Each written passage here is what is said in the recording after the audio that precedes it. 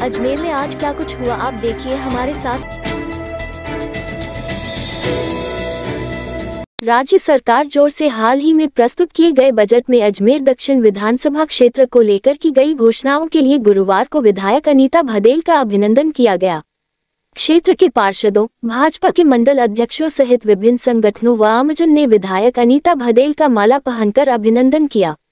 भाजपा नेता ढोल धमाकों के साथ नाचते गाते विधायक अनीता भदेल के निवास पर पहुंचे। विधायक ने कहा कि इस बार बजट में मुख्यमंत्री भजनलाल शर्मा और वित्त मंत्री दिया कुमारी ने अजमेर दक्षिण के लिए अभूतपूर्व घोषणाएं की है।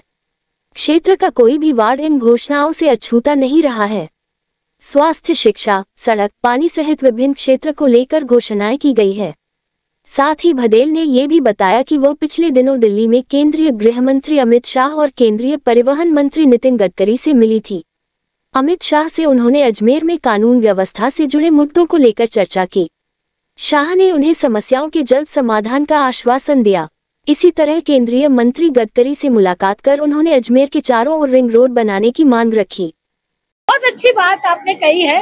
इस बजट में महिला सुरक्षा को लेकर के सबसे पहले महिला की बात की गई है। कालीबाई झील जो थी, जो बहुत ताकतवर महिला थी, उनके नाम से 500 जो है एकेडमी की स्थापना की जाएगी। 500 महिलाओं को भर्ती करके उसमें ट्रेनिंग दी जाएगी और फोर्स लगाई जाएगी हर चौराहे पर, हर गली मोहल्ले में, ताकि महिलाओं के साथ बदतमीजी करने वाले, महिलाओं के साथ छेड़छाड़ करने वाली घटनाओं को रोका जा सके।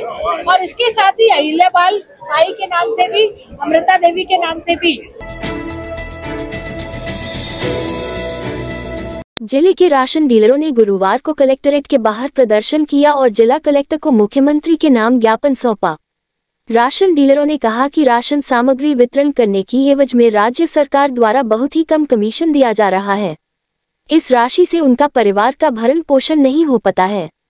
स्थिति यहां तक पहुंच गई है कि उनके बच्चों की स्कूल फीस भी वह नहीं भर पा रहे हैं। भाजपा जब विपक्ष में थी तब राशन डीलरों की आवाज उठाई थी और उन्होंने विधानसभा चुनाव के दौरान भी राशन डीलरों से वादा किया था कि उनकी सरकार बनने के बाद राशन डीलरों की सभी मांगों पर उचित कार्यवाही करते हुए तुरंत राहत प्रदान की जाएगी। लेकिन सरकार के 7 माह बीत जाने के बाद भी अब तक राशन डीलरों की एक भी मांग पूरी नहीं की गई है।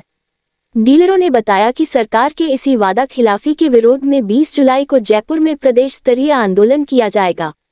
इसमें अजमेर के राशन डीलर भी बड़ी संख्या में भाग लेंगे।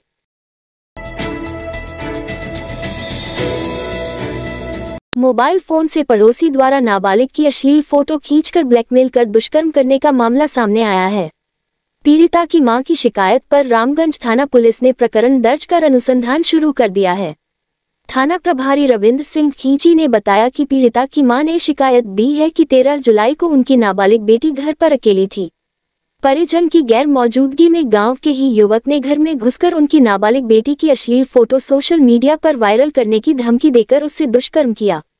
जांच में सामने आया कि आरोपी युवक का उसके घर आना जाना था।